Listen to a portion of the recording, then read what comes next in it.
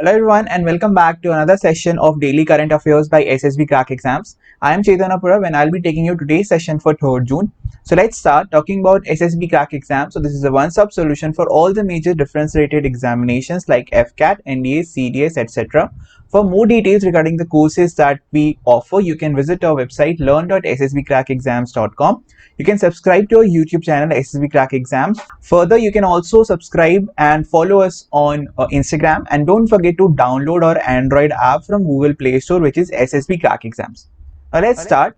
So we shall start as always like the question of the day from yesterday's session. So I asked you guys about what is Kisan Credit Card Scheme, and many of you have also answered in the comment section. So the correct answer for this is basically this scheme is a credit scheme which was introduced particularly for farmers, and it was introduced back in August 1998 by Indian banks cooperatively.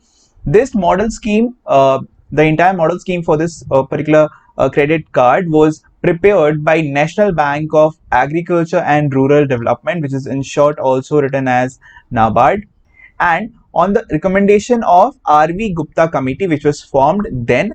And the main purpose of this Kisan Credit Card was to provide term loans for agricultural needs, particularly to the farmers. And recently, the Indian government, current government, has also decided to include dairy farmers as well to avail the schemes of Kisan Credit Card. And we discussed that in the previous session, yesterday's session. Right, now let's move ahead guys, and we shall start our session with the first news, which is a telephone conversation that happened between PM Narendra Modi and President of United States of America. So basically the main motive of discussion from Prime Minister of India Narendra Modi ji was to include India in G7 countries group. So group of 7 is a group of 7 countries in which India is still not a part, although India has attended a lot of conference and summits of G7, but they have been invited as a guest and not a member of G7. So a special emphasis apart from India being including India in this particular group of G7, he also gave to include some more important countries and other nations as well.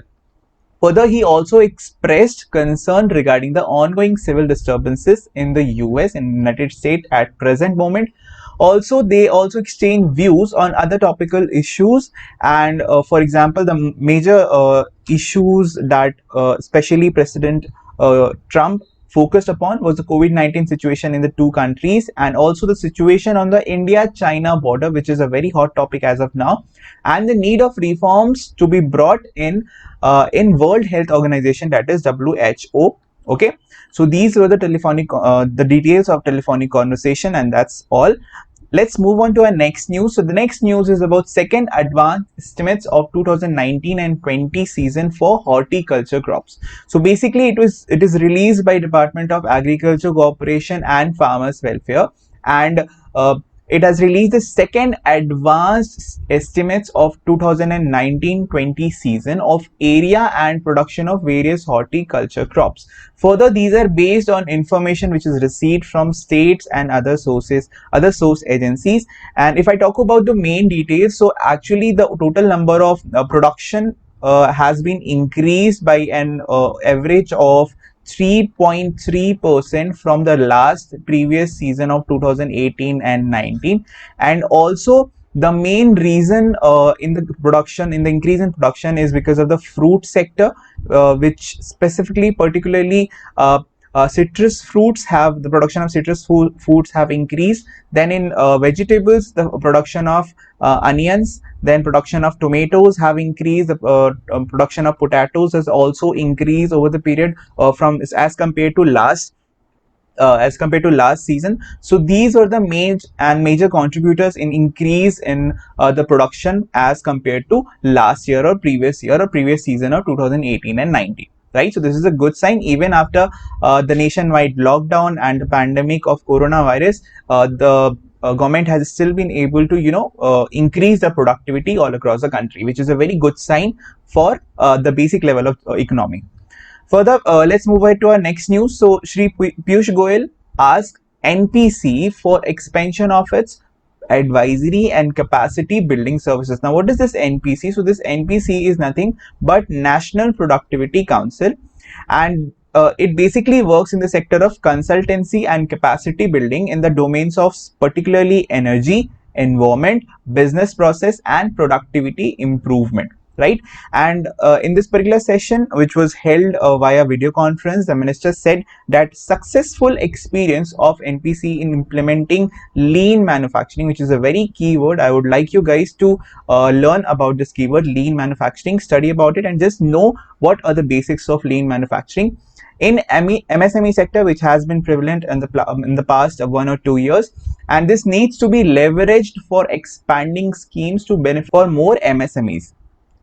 Now, moving ahead, the next news is again the continuation of that particular news only, and similarly also he said that the recent estimation of study of plastic litter into riverine and marine ecosystem needs to be expanded to other cities, and this all will come under the objective of making India plastic free, which is a very important as far as the environmental damage is concerned, right?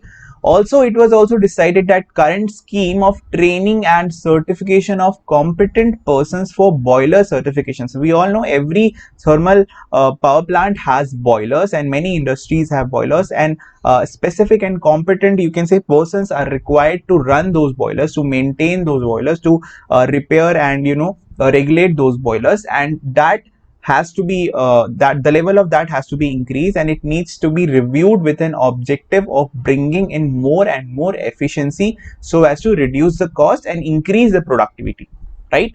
Now let's move ahead, and the next news is the most important one, and it is about the cyclonic storm Nisarg, which is about to hit the east central coast of India, or sorry, the western coast of India, which is actually present and originated in the east central region of the Arabian Sea. So if you can see in this map, this is the rough figure that I'm showing over here in the figure. As you can see, if you I'll again draw, this is the international border of the coastal region of India. So this is the Arabian Sea, and east central region of Arabian Sea, you can see this cyclone which has been named as Nisarg, and it is going to hit near the southern coastal region of Gujarat state and the northern coastal region of Maharashtra state, and that is of course we'll discuss that which district is it particularly going to affect more, and what will be the hit point, or what will the paths that will be covered by this particular cyclone. And of course, an orange level message has been released by National Weather Forecasting Center, which is also a specialized meteorological center warning division of the India Meteorological Department, that is IMD, which is responsible for all the weather regulatory decisions and work, right? Now further, let me explain you how this cyclone is expected to travel.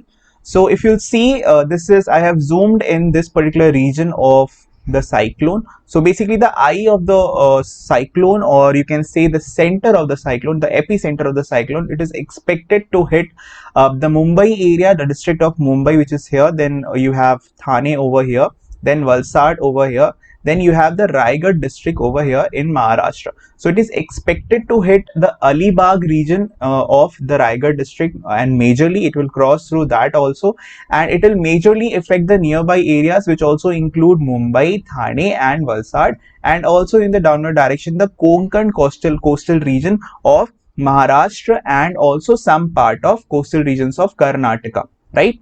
Further also, it is likely to move north eastwards and cross North Maharashtra, like I said, and adjoining South Gujarat coast between Harihareshwar and Daman, and also close to Alibag, which is in Raigad district. So as you can see in the figure, this is your Mumbai district, and then you have Thane, then this is Valsad, then this is Raigad. So the course of you can say the cyclone is going to be something like this, and this will pass in this particular direction, which is northeastward, starting from Arabian Sea towards the coastal region and inside the mainland of India, right? And it is expected to hit in the afternoon of 3rd of June, that is today, and a severe cyclonic storm storm warning has been released, and wind speed of up to 100 to 110 km per hour and gusting up to 120 kilometers per hour speed of the wind can be expected, and it can also be expected to be increased over a period of time as the cyclone enters further inland into the Indian mainland, right? Further, if you see again, like I said, this is again a pictorial depiction of what the path of this particular cyclone would be and what will be the areas that will be majorly affected. So if you see the first figure over here, then the region in the green shaded part, all those region that is coming in the green shaded part will be heavily, you can say, impacted due to this particular cyclone, and they will incur heavy damage due to this. Now, if I talk about the warnings that has been released by the local authorities and the local government and the IMD, so warnings for heavy rainfall and especially extremely heavy rainfall is expected to happen along the path of this particular cyclone, which is near the Mumbai district region and the Raigad district region. Then high speed wind gusting up to the speed of 110 to 120 kilometers per hour, which was almost around 150 plus for the case of 150 plus for the case of Amphan cyclone, which recently passed through West Bengal and Bangladesh.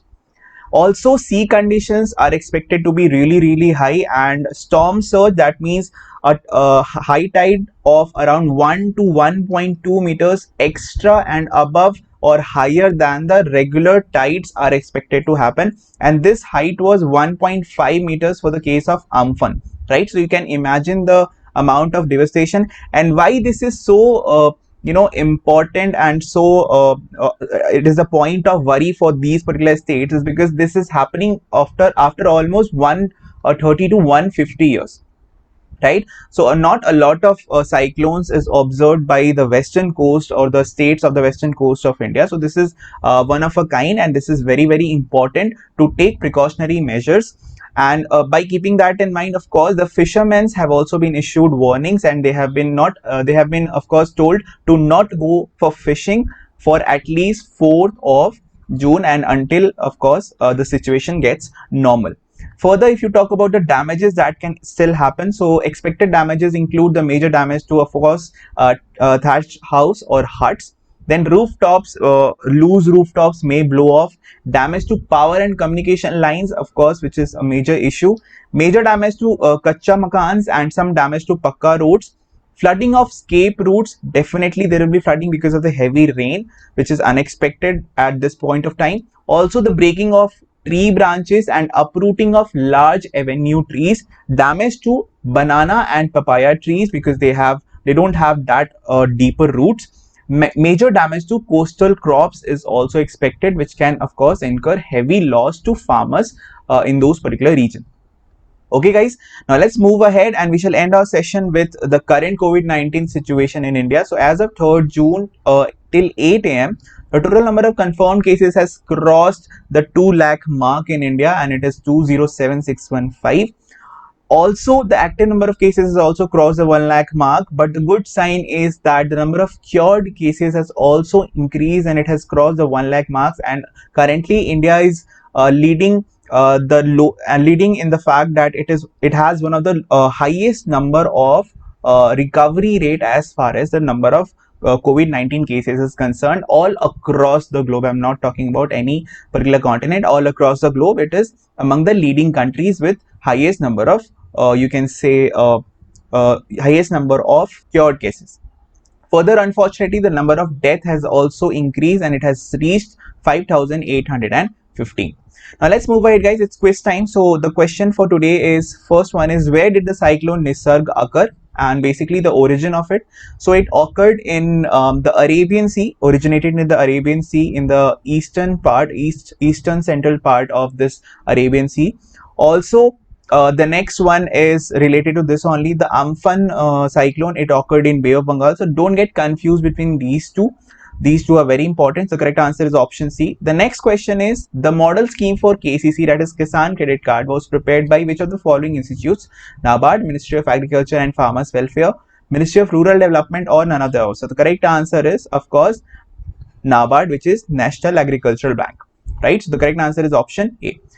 Now the question for the day is, what is this National Productivity Council that we discussed in today's article and its objectives? Write down your answer in the comment section, the correct answer to which will be told in the next session. Till next session, thank you, have a nice day, and Jai Hind.